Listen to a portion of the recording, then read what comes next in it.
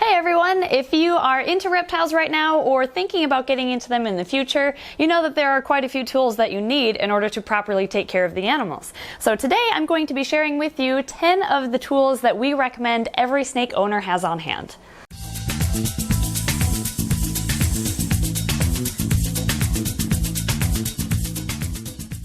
This, by the way, is Roger, our false water cobra, and he is our breeder male. We have a large female as well, but she's rather old and doesn't seem to show any signs of wanting to breed. So we ended up getting a new female finally. We found a female for his future girlfriend, and I'll be showing her to you later on in the video. The first tool that we recommend that every snake owner has on hand would be a snake hook. Now, even if your snake is friendly at home, you never know if they're like in feeding mode or if they're having an off day and you need to move them from one place to the other, but they're acting a little defensively. A snake hook comes in handy. Snake hooks allow you to move your snake from point A to point B in a manner that is safe for both you and the snake if they're acting a little bit defensively. Mine here doesn't need a hook. I trust this guy, but you can at least see kind of how it's used without, letting their mouth actually get close to your hand. Snake hooks also come in handy when your snake is ready for food and they might strike out at you if you got a little too close. So you can either use your hook to open up their bin if you use a rack system, or you can take the hook and gently tap them on the side to let them know that you're not food and you're there to handle them. And a lot of snakes will start to make the connection of being tapped gently with the snake hook and being handled shortly afterwards, and that kind of gets them out of food mode. It also doubles as a back scratcher, which is really handy. This is a medium-sized snake hook. It's good for most species of snakes that are commonly kept as pets. It's a good universal size of snake hook to use, but if you have a smaller species of snake and you need something not quite this big, there's actually all sorts of different sizes and styles of snake hooks, including telescoping ones that are available on the market. And all these products that we'll be mentioning today, by the way, I'll put links to in the description below in case you want to know where to get them. Now, on the opposite end, there are bigger hooks as well. We have a pretty big hook that we use for our berms and retics, and there's even larger hooks than these available. The second tool we recommend are feeding tongs. I think everyone should have these on hand if you own a snake. A lot of people will dangle the rodent by its tail when feeding their snake, but that kind of risks your hand getting bit. So in order to avoid that risk altogether, just feed using a feeding tongs. They last forever. They're like $10, so it's well worth the investment. Just like snake hooks, the feeding tongs come in different sizes too.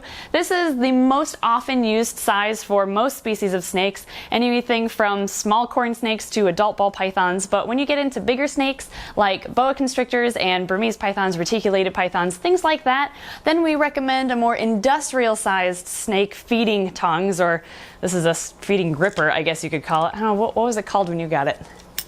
Not sure. We're gonna go with feeding tongs, I think. That makes the most sense for these. Anyway, they have a handle which closes the tongs at the end, so you can keep yourself at a little bit further of a distance from a larger species of snake, and these give a really good grip on the rat's tail, so you don't have to worry about it slipping through the tongs like they sometimes do with the smaller version. Next on the list is a good thermometer. There's pet stores that sell the small circular dial style thermometers that stick on the back of the tank.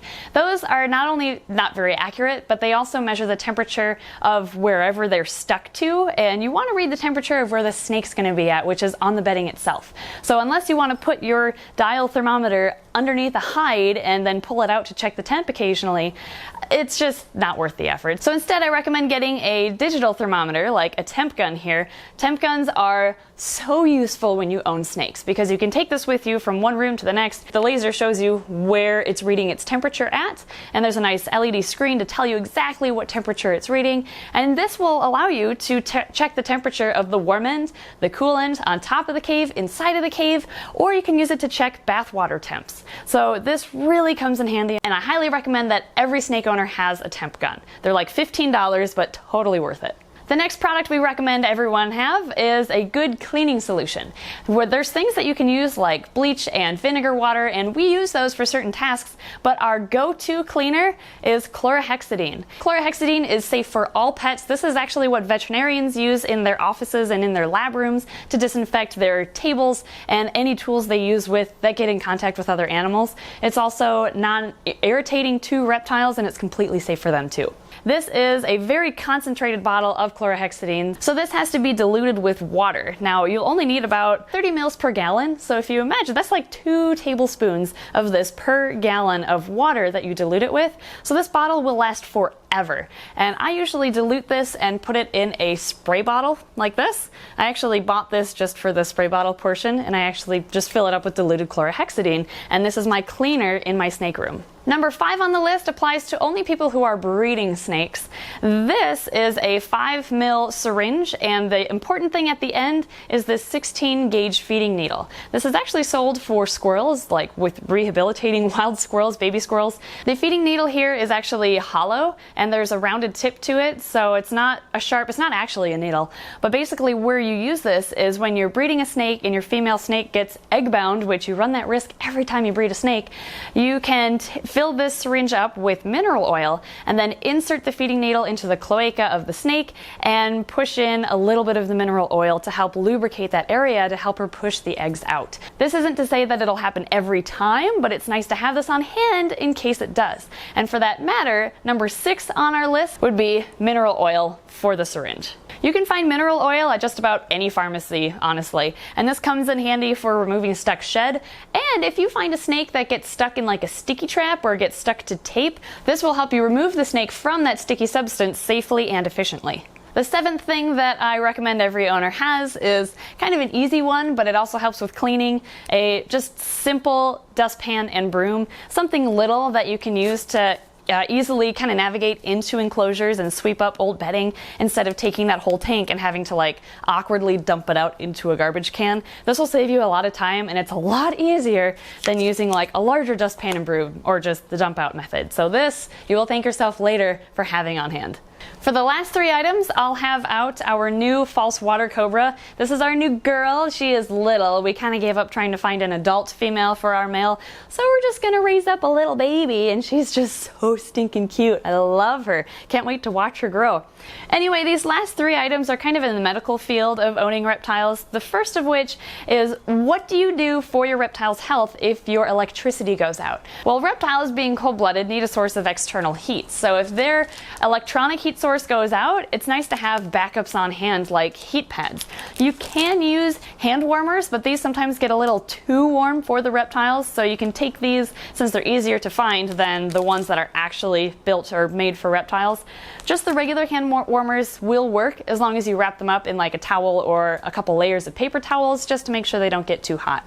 This heat pack that's built specifically for reptiles and other animals still gets up to 100 degrees Fahrenheit or 38 degrees Celsius, so even that would be it could be too hot for a reptile if it makes direct contact with their skin or scales.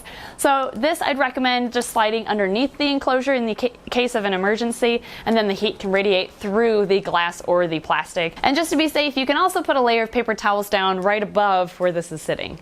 But I always have several of these on hand just in case the electricity goes out for an extended period of time and the reptile's health is then at risk.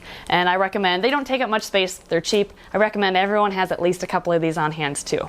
The next item that's, again, also in the health field of owning reptiles is Provent-a-mite. This is an aerosol spray pesticide that's used to kill and prevent mites from crawling around in the enclosure and then getting on the snakes. Provent-a-mite, even though it is labeled as being reptile safe, it's only safe if you use it correctly because it's a poison. It's meant to kill mites and other parasites. So in order to use it properly, you have to make sure you remove your snake from its habitat, and you take the can and you actually spray it from a distance of about 12 inches away from the bedding, and at a rate of, I think it says 1 square foot per second, you spray the enclosure's substrate, and then you let it air out completely before adding the snake back in again to make sure it's safe again for the snake.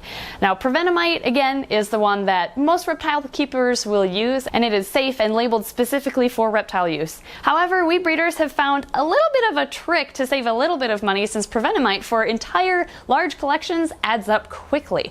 Instead of Provent-a-mite, a lot of breeders will use Rid Bedbug Spray. It has the same ingredients, the same percentages of each ingredient, and it's still in the same aerosol spray can format, just like Provent-a-mite is. We've been using the Rid brand of bedding spray or bedbug spray for a couple of years now, and we haven't seen any ill effects from using this over Provent-a-mite, and we haven't had any mites, knock on wood, since we've started using this over Provent-a-mite. So I think it does just as good of a job as Provent-a-mite for about about a quarter of the price. The last product that we recommend every snake owner has, just in case of an emergency, is Polysporin.